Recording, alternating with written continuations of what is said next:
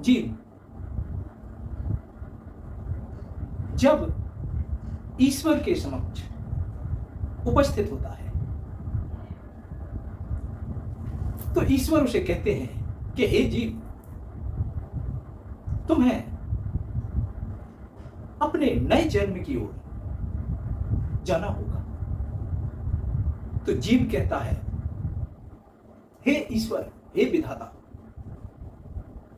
मैं अकेला नहीं जाना चाहता, मैं आपको छोड़ के नहीं जाना चाहता, मैं हमेशा आपके पास रहना चाहता हूं, यहीं पे। तो ईश्वर कहते हैं कि हे जीव, जन्म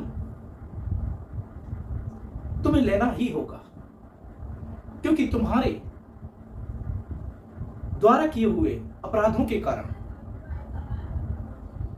तुम्हें यह जन्म लेना ही होगा। अगर तुमने अच्छे कर्म किए होंगे तो जन्म लेने नहीं जाना होता। इसलिए हे जीव, इसलिए तुम्हें जन्म लेने के लिए प्रस्थान करना चाहिए। तो जीव कहता है, पर मैं आपसे दूर रह के जन्म नहीं लूंगा, आपके बगैर मैं कहीं भी नहीं रहूंगा, मेरा कोई नहीं है, मुझे अकेला मत छोड़ो। तो ईश्वर कहते हैं कि मैं तुम्हें अकेला कहां छोड़ रहा हूं, मैं तो हमेशा तुम्हारे साथ रहता हूं और रहूंगा, तुम व्यर्थ की चिंता छोड़ो। तो जीव कहता है कि कैसे, कब और कहां आप मेरे साथ रहोगे। तो ईश्वर कहते हैं कि तुम आगे के लिए प्रस्थान करो। फिर जब विधाता बार बार उसको आग्रह करते हैं तब वो प्रस्थान करता है और जीव जगत की ओर आता है और नए शरीर की तलाश में लग जाता है। जैसे उसके कर्म होंगे उस हिसाब से उसे नया शरीर मिलेगा। तो वो अपने जन्म के लिए शरीर की तलाश जो किसी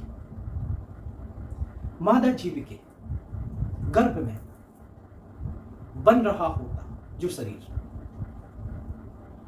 उस शरीर में प्रवेश कर जाता है। धीरे धीरे जब चेतना जागती है तो उसको कुछ आवाजें सुनाई देती हैं। वो अपने हाथ पैर जैसे ही हिलाता है तो बाहर से आवाज आती है, तू चिंता मत कर मेरे बच्चे, मैं तेरे साथ हूं, मैं तेरा ख्याल रखूंगी। ये वही पल है कि जीव को एहसास होता है कि मेरे इस कष्टदायक जन्म में ईश्वर मेरे साथ है। फिर धीरे धीरे जब वो जन्म लेता है तो और भी बहुत सारे जीव उसे अपने लाड़ और प्यार से उसका मनोरंजन करते हैं और उसका उत्साह बढ़ाते हैं। फिर उसके साथ खेलने के लिए उसके बहन और भाई, सखा और बड़ा होता है तो वो जब जब किसी गलत कार्य को करने की चेष्टा करता है या उसमें लिप्त होने की कोशिश करता है तो उसे ईश्वर बार बार टोकते हैं कि यह गलत कार्य है और उसकी आत्मा कहती है हाँ यह गलत कार्य है। लेकिन धीरे धीरे जीव बड़ा होता है, वो गलत कार्यों की ओर प्रवृत्त होता है और गलत कार्यों का और जीवों को देख देख कर गलत कार्य करना शुरू कर देता है। तो ईश्वर उसे बार बार रोकते हैं कि ये मत कर, ये गलत है। लेकिन जब जीव अपनी आत्मा की आवाज नहीं सुनता, वो कदम आगे बढ़ा देता है, गलत कार्य कर जाता है, तो विधाता मौन हो जाते हैं। उसकी आत्मा की आवाज का भी उस पर कोई असर नहीं होता। फिर धीरे धीरे जब जब विधाता उसे टोकते हैं और वो उनकी अवहेलना करता है, तो वो विनाश की ओर अग्रसर होने लगता है, पाप कर्म करने लगता है। और एक समय आता है कि वो जीव अपने अंतिम पड़ाव की ओर बढ़ जाता है गलत कार्यों के साथ। और जब उसका विनाश होता है तो शरीर साथ छोड़ देता है। तो ईश्वर ही उसे वापस अपने पास लेके जाते हैं।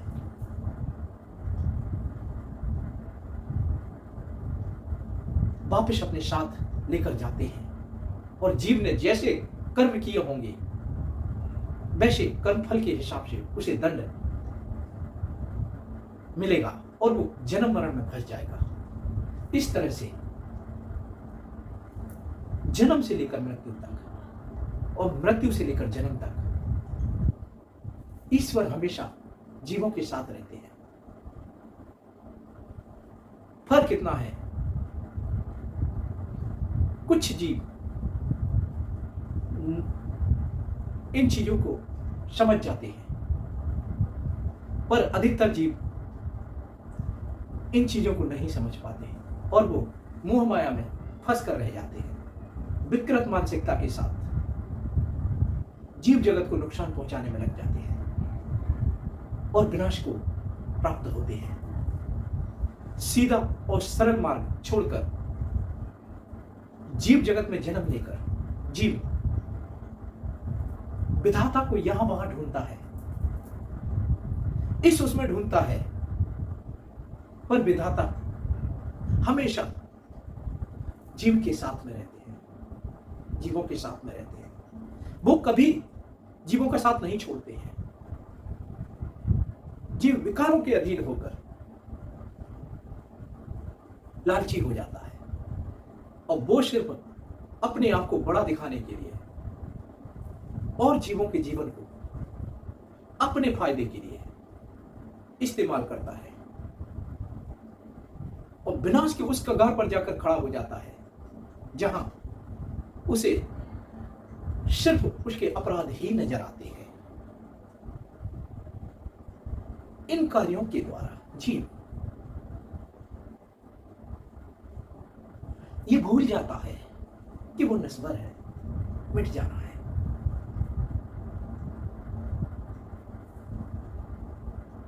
तो ऐसे कार्य जीवों को नहीं करने चाहिए। ऐसे कार्यों का जो दंड होता है, कर्म फल का दंड, वो भयानक होता है और जीव जन्म मरण के बंधनों में फंसा रह जाता है और बस फिर विधाता के सामने गिड़गिड़ाता है। विधाता उसे कई अवसर देते हैं कि वो जन्म मरण से फ्री हो, मोक्ष की ओर जाए, पर वो तो अच्छाई से बुराई की ओर चलता है। वो अंधकार की काली छाया उसे अपने जाल में फंसा लेती है और रह जाता है तो बस जन्म मरण, जन्म मरण। विधाता सत्य, जगत मिथ्या। धन्यवाद।